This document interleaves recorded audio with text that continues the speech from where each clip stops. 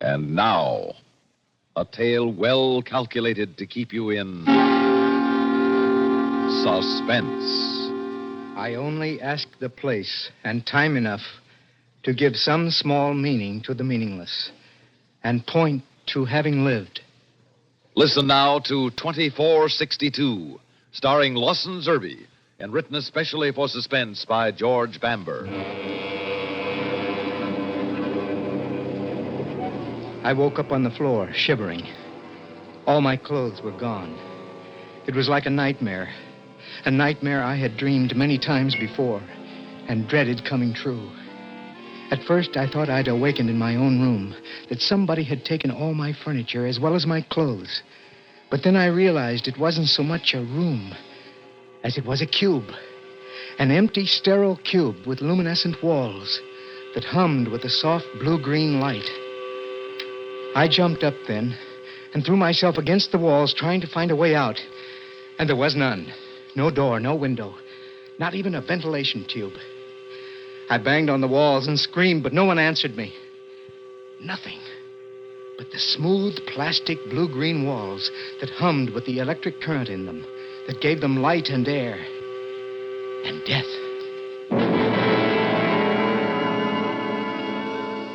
I slumped back down to the soft foam plastic floor of my cell, afraid to admit to myself where I was, and squeezed my eyes tight against the walls because I was afraid I was going to cry. Just then, the wall in front of me slid back on its tracks, and in the pale light of the corridor, I could see a large, shambling man in prison coveralls with a 9-digit number tattooed on his forehead. What do you want? Follow me. He turned his back on me and stepped on the moving conveyor in the corridor. I stumbled after him because I was afraid to be alone. And I had to know what was happening. Where are you taking me? No talk. Follow me. I could tell by the steady movement of his jaw and the dull, faraway look on his face that I could question him all day, and it wouldn't do any good. He was chewing Tranquil gum, and the effect of that stuff lasts for a week. I could scream at him, and it wouldn't bother him. Nothing would bother him unless I tried to escape. I knew where I was now. There could be no doubt of that. I rode behind my silent guard, up and down what seemed like endless corridors, past row on row of cells just like the one I had left.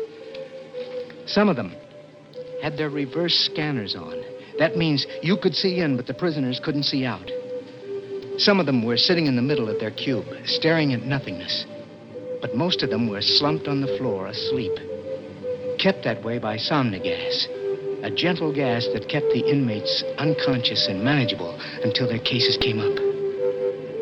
I knew one day I would wind up here. And here I was in the most scientific escape-proof termination center in the world.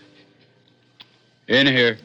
The guard stepped off the conveyor in front of a heavy chrome door marked courtroom and pushed a button. I moved through the doorway like a schoolboy called upon to recite. The room was not much bigger than the cell I had left, and as empty. A lieutenant sat behind a desk. His plastic bars gleamed at me brightly from his shoulders. I heard my guard close the door behind us. And then I noticed that one wall was completely covered with the sleepy face of a computer. Sit down. Sit down. I did as I was told on the only other piece of furniture in the place, a small 3-legged stool in the middle of the room. I wished that they had given me some sort of clothes to cover my nakedness because there was a young girl, a secretary, sitting on an electro-writer, taking down everything that was said, feeding it into the computer. Your identity. Frank Smith. I said your identity.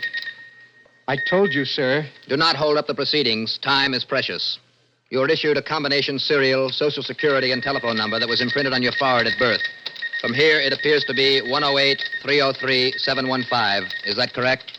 That is the number tattooed on my head. Clerk, let the record show the subject is hostile. Yes, sir. Let us proceed. Case of the People versus 108-303-715. Convened in the first court at 1800 hours in this day of our world, 18 of November, 2462. 108-303-715, you are charged with 2 counts. 1, writing non-productive literature, and 2, wasting government time. How do you plead, true or false? I don't understand. Have you or have you not written poetry? I'm a clerk in the Space Department. True or false? False. I have here some 100 pieces of doggerel. I shall read a portion of one. See if you recognize it. In my treeless, greenless office, mid the bustling mad despair, I hunger after exile from the chrome and filtered air. Well, It's not a very good poem, is it? did you or did you not write this poem? True or false? I hardly see Answer, true or false? False. Account, then, for the fact that this poem was written on your electro typewriter. There are millions of electro writers. As you may or may not know, each electro writer has its own characteristics, as individual as fingerprints. An expert has identified this poem as coming from your machine. I can call him in to testify if you like. There are 2 ships. I'm not the only one assigned to that machine. You are not only a poet, but you are a very stupid one. Every electro writer imprints the date and hour of transmission. In every case, the poems were written on your machine, while you were supposed to be sitting at it doing the invaluable work of the Space Department.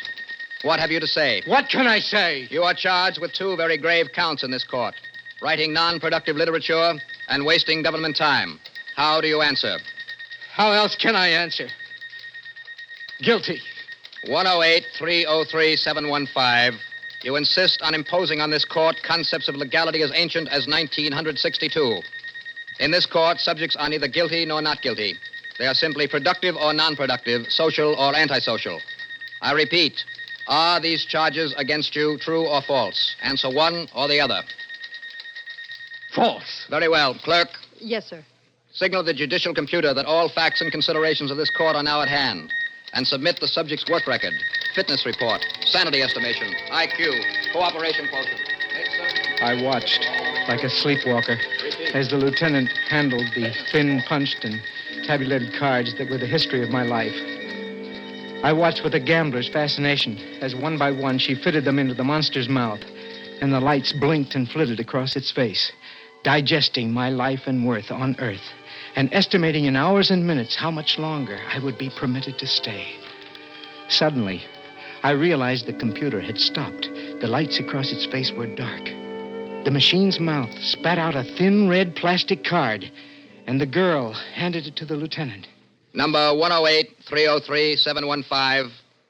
It is the decision of this court that you are no longer essential or desirable to life on this earth. What?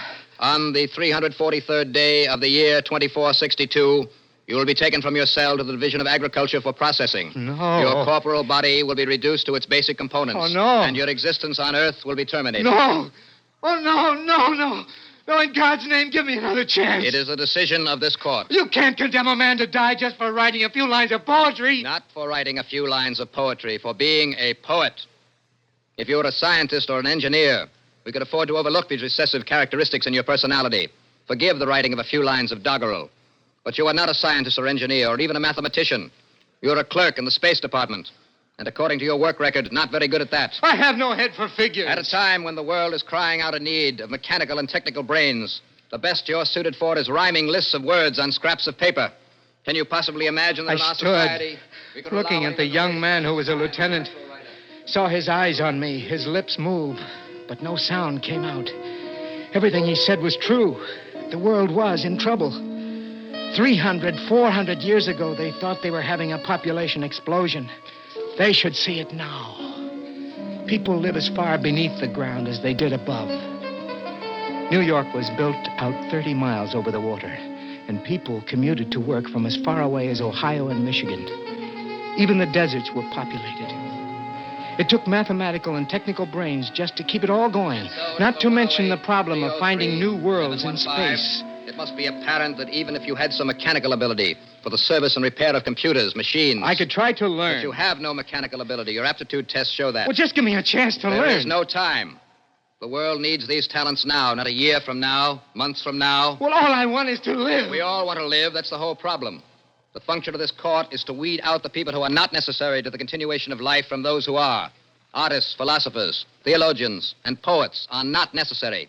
You have been found to be a poet. I appeal to the mercy of the court. There is no mercy in a mathematical equation. Well, give me another chance, just one. Number 108-303-715, you are wasting the court's time. I have many more cases to deal with today. As you stand now, you are a drain on the Earth's natural resources. In exactly 20 days from now, you will contribute to them. Case dismissed. Look, I have one favor to ask. Everyone has granted one last request. What is it? I have the right, do I not, to spend my remaining days conscious? Yes, but you should request semi-gas. Time goes much faster when you're asleep, and then the end is not so painful. I want to spend my last days conscious. Conscious? Why? So I can write. Right? Yes, write. I wouldn't have to have an electro-writer in my cell. Just an asthmatic pen would do. I know how to use a pen and some paper. I know you have no power over the decision of the court, but just this one last request is one man to another. Very well. Orders will be left that a pen and paper are to be placed at your disposal. Oh, thank you, sir. Thank you. No more can be granted than the law allows. You may spend your remaining days on Earth conscious and writing gibberish or poems or whatever you wish. Next case. I had to bite my tongue to keep from shouting and turning handsprings all the way back to my cell. I had won the right to remain conscious during my last days on Earth. The right to have one more chance at life and freedom. I realized fully how small that chance was. In the days when men still believed that crime was cured by punishment, my cell would have been a jailer's dream. The smooth plastic walls were flawless. I searched the whole cube and found no more than the first time I saw them, not even the little pinholes that admitted the gas that finished you. I had hoped to dig under the soft foam rubber plastic on the floor with the point of my pen, but I dug at it and couldn't even scratch it. For what must have been 5 days, I studied the prison routine in hopes of jamming the door and overpowering one of the guards. But it was impossible. Once a day, the wall was rolled back and food was tossed in, wrapped in electroethylene, and then rolled back again before you could get to them. It was impossible to wait near the wall because the guards could see you waiting there and would not open it until you were well back in the center of the cell. On what must have been the 10th day, I began to have hallucinations. People began to appear in my cell and chat with me. People who had long since been dead. To stave off madness, I picked up the broken stub of my pen and began to write feverishly. I wrote a poem to the girl I had seen once when I was 14. And then I wrote about the last blade of grass I had seen. I wrote faster and faster until I was completely wrapped up in the joy of writing. Writing about all the things I could remember. Until I lost all track of time, of place, and then... Oh, no. No, it isn't time. I still have 20 days left. Oh, 20 days, he said. Quiet, son. You still have 2 days to go. What do you want? To talk. Mind if I come in? It's your prison. He didn't come all the way in, but stood in the door, out of sight, off the hall, but blocking my way. He was a very old man with mottled parchment skin. His prison coveralls hung on him like elephant skin. Oh, who are you? I'm the night duty guard. What do you want? Oh, just to talk. I've never seen you before. Oh, but I've seen you. Every night I've been looking over your shoulder, reading the things you write. I hope you enjoyed yourself. I did. I haven't read any new poetry in 50 years, since the computers came in. You've got away with words. Thank you, sir. That's all right. There's one poem you wrote night before last. I wonder if I could see it again. Which one, sir? The one about a man's going to die and doesn't know why. Oh. You mean this one? Yes. Yes, that's the one. Would you mind reading it for me? My eyes tire easily. Okay. In the monumental silence of a long and pointless strife, I'm pained at my reluctance to let go this last of life. I only asked the place and time enough to give some small meaning to the meaningless and point to having lived. Yes, I like that. How would you like to get out of here? Are you crazy? No, Nobody leaves here alive. guards do. But I'm not a guard. You could be.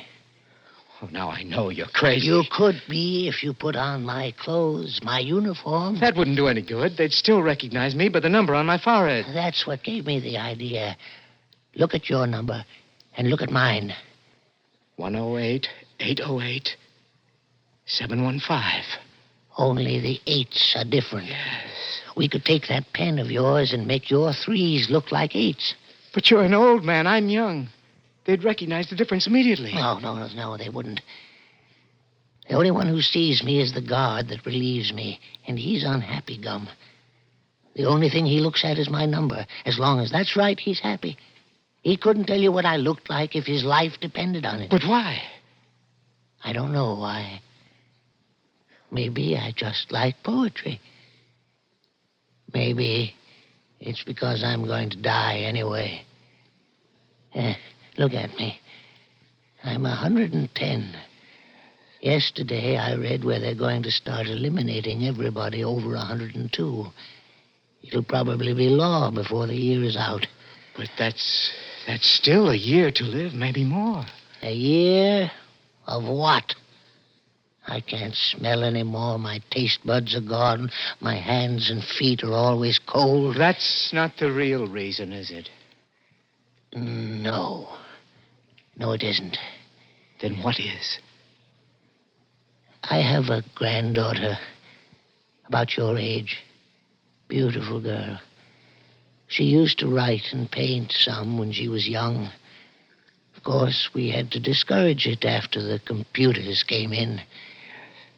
You know, it just would make me feel good to know they hadn't stamped out the genes for poetry completely.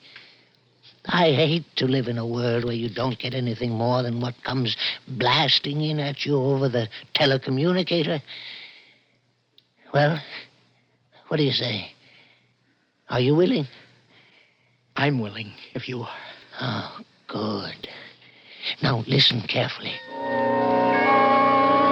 He sat up most of the night, explaining his job to me, cross-questioning me to be sure I remembered it right. His job was simple, mostly just pushing buttons. The difficult part would be finding my way out of the huge prison without looking like I was groping and getting off the overhead rail at the right stop to find his daughter's home. Finally, when he was convinced I had it right, he left, promising to change places with me the following night. I was almost afraid to believe him. The hours of what was to be my final night on Earth crept by. The day had been bad enough, but the night was worse. 100 times I decided the night was over, that it had all just been a sadistic trick by the old man so he could watch the agony of my final hours on Earth to pass the time. I was just about to beat against the walls and scream when... Quickly, help me out of these coveralls. I thought you wouldn't come. I had to wait till just before the end of the watch so you'd have the best chance of escaping. How much time do I have left? About 20 minutes. The day guard will be coming to relieve me soon, so hurry, will you? Where's your pen? Here it is. Now, hold your head still while I change these 3s to 8s. All right. Yeah. Remember, stay on the overhead rail until you get out of Arizona. My daughter is the next stop after that. Okay. There, you're finished. Goodbye. I don't want to say... Don't say anything. Say goodbye before I change my mind. At best, courage is a quicksilver thing. Goodbye, old man. And thanks. Quick, close the door. I did as I was told, raising my hand to break the circuit. And I watched the old man smile at me at the control board and take up his position in front of it. The clock on the board said 10 minutes to 5 in the morning. 10 minutes before I would be released. How's it going? Huh? I said, how's it going? Everything quiet? Fine. I recognized him as the guard that was supposed to relieve the old man. For a minute, I was afraid he recognized me when his eyes drifted across my face. But then they flicked up to my forehead, checked my serial number, and he resumed his steady, quiet chewing. I came in a little early. You can never tell about the overhead rail when it's going to get jammed up. Yes, I know. Things are a mess. What's that? Trouble in cell number 84. See the flashing light on the board? Yes. Yes, I better turn it off. Cell 84. That was my cell. The one I just left. That meant the old man was probably banging on the walls. I see cell 84 is scheduled for termination this morning. Probably lost his nerve. They should make them all stay under Sami gas while they're here. Makes them easier to handle that way. I can't turn the alarm off. Of course you can't. As long as he's hammering on the walls and screaming that way. You better go down, see what he wants. Do I have to? Of course you do. It's the law. He might have something more he wants to say. I walked down the hall, feeling the guard's eyes on my back. I didn't dare argue with him anymore for fear that he would become concerned. It was all over now. I knew it was all over. I could see the old man beating on the walls of his cell beyond the transparent plastic wall, screaming soundlessly. He had changed his mind. He wanted to live. In a minute, he would be running down the hall, shouting for help. And in 2 hours, I would be dead. I raised my hand to break the electric circuit. Oh, there you are. I was afraid you wouldn't come back. You took the poems with you, and I couldn't remember that one. All I can remember is I only ask the place. I can't remember how it ends. I only ask the place and time enough to give some small meaning to the meaningless and point to having lived. Yes. Yes. That's it. And point to having lived.